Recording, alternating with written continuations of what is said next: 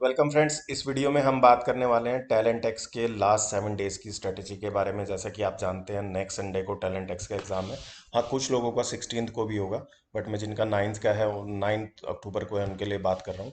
तो मैं कुछ छोटी छोटी चीज़ें आपको बताना चाहूँगा जिससे आप अपनी परफॉर्मेंस लास्ट 7 डेज में इम्प्रूव कर सकते हो। सबसे पहली बात है कि smartly plan and divide your time. आप अपने टाइम को स्मार्टली प्लान करिए और उसको डिवाइड कीजिए, ठीक है, टैलेंट एक्स के ऊपर फोकस करते हुए। अभी मैं समझता हूँ आपके स्कूल्स के हाफ ईयरली एग्जाम खत्म हो चुके होंगे होपफुली, और दशहरा वेकेशन भी चल रही होंगी। तो आप अपना ज़्यादा से ज़्यादा टाइम टैलेंट एक्स पे दीजिए इन 7 दिन के लिए, 7 क्या 6 डेज के लिए, क्योंकि 7वें दिन तो आपका एग्ज़ाम ही है। तो टैलेंट एक्स के ऊपर ज़्यादा से ज़्यादा टाइम दीजिए, अपने नोट्स को रिवाइज कीजिए, इंपॉर्टेंट फार्मूलाज को रिवाइज कीजिए, कॉन्सेप्ट को रिवाइज कीजिए, ठीक है। और जब आप रिवाइज कर रहे हैं तो अटेंटिव रहिए और अलर्ट रहिए। ऐसा नहीं कि सामने टीवी चल रहा है और आप रिवीजन कर रहे हैं। बेसिकली जो रिवाइज आप कर रहे हैं वो आपके माइंड में जाना चाहिए, ठीक है ना। ऐसा नहीं कि आप किताब लेके बैठे हैं कि हाँ ये तो मैंने पढ़ा हुआ है, ये देख लिया, ये देख लिया। बिल्कुल अलर्ट और फोकस होकर आपने रिवीजन करना है। इंपॉर्टेंट टॉपिक्स को एक्स्ट्रा अटेंशन देनी है, और इंपॉर्टेंट टॉपिक्स में भी खासकर वो जो कि प्रीवियस ईयर पेपर्स में फ्रिक्वेंटली पूछे गए हैं। जैसे कि मैं मैथ्स में हमेशा बताता हूँ कि ट्रायंगल के एंगल के ऊपर आपको एक दो प्रॉब्लम मिलती ही मिलती हैं। इस तरह के क्वेश्चंस आप जो कि प्रीवियस ईयर पेपर में ज़्यादा पूछे गए हैं उनके ऊपर आप ज़्यादा फोकस करें, ठीक है। और दिन में मैं समझता हूँ कि अगर आप कोशिश करें 4 से 5 घंटे अगर आप पढ़ लेंगे इन 6 दिन में तो बहुत अच्छी बात है। आप हर सब्जेक्ट को एक एक घंटा दे दीजिए, फिजिक्स, केमिस्ट्री, बायोलॉजी, मैथ्स, और जो आपका मेंटल एबिलिटी है उसको आप 30 मिनट्स भी देंगे तो चल जाएगा। तो एक एक घंटा दे दीजिए। या सपोज आपका फिजिक्स ज़्यादा स्ट्रांग है, केमिस्ट्री आपको अच्छे से याद है, तो आप मैथ्स में जो सब्जेक्ट में वीक हैं उसमें आप अपना टाइम बढ़ा लीजिए। उसके बाद जो कॉमन चीज़ें हैं, थोड़ी सी शांत जगह पे और जो कंफर्टेबल स्पेस हो वहाँ पे पढ़िए। ये नहीं कि आपको परेशानी हो रही है, आप पढ़ ही नहीं पा रहे हो, तो ऐसे टाइम लगाने का तो फिर फ़ायदा क्या है। आप बैठे रहोगे पढ़ पाओगे नहीं। डिस्ट्रैक्शन हटाइए, बहुत ज़रूरी है। अब मैंने पिछले वीडियो में भी बताया था डिस्ट्रैक्शन हटाना बहुत ज़रूरी है।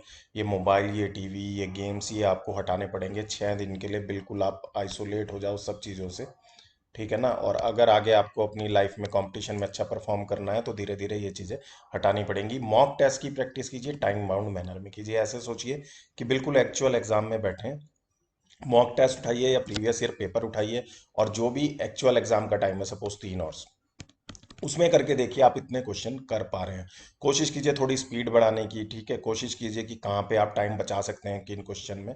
और जब आप पढ़ रहे हैं तो उसके बाद आप कोशिश कीजिए 10 से 15 मिनट का ब्रेक लें, बस 10 से 15 मिनट का ही लें। और ब्रेक लें अपने आप को रिफ्रेश करने का, जिससे कि आपको फटीग ना हो, थकान ना हो, ठीक है। रिफ्रेश करने का ब्रेक लें, ये नहीं कि अपना पढ़ के सो गए। डीप ब्रीदिंग प्रैक्टिस कीजिए, थोड़ी एक्सरसाइज कर लीजिए, पानी पी लीजिए, एक्टिव रहिए। जिस समय आप ब्रेक ले रहे हैं उस समय आप एक्टिव रहिए, आपकी एनर्जी बूस्ट होगी। कुछ नहीं तो हल्की सी वॉकिंग कर लीजिए, बालकनी पे चले जाइए, छत पे चले जाइए, नीचे सड़क में चले जाइए, जहाँ आपको ताज़ा हवा मिले, आपके ब्रेन को रिलैक्स करने का मौका मिले। ओवरऑल कोशिश कीजिए 8 से 10 घंटे की स्लीप लें।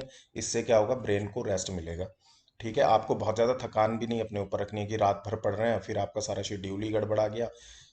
हेल्दी फूड को स्नैकिंग करनी है तो हेल्दी फूड लें, ठीक है। इससे क्या है कि आप फोकस रहेंगे। थोड़े दिन के लिए जंक फूड वगैरह बंद कर दो, मैंने पिछले उसमें भी बताया था आपको, वीडियो में भी। नट्स ले सकते हो, फ्रूट्स ले सकते हो, ठीक है ना। फ्रूट्स जूस पी लो, लेकिन फ्रेश फ्रूट का, पैक्ड जूस मत पियो।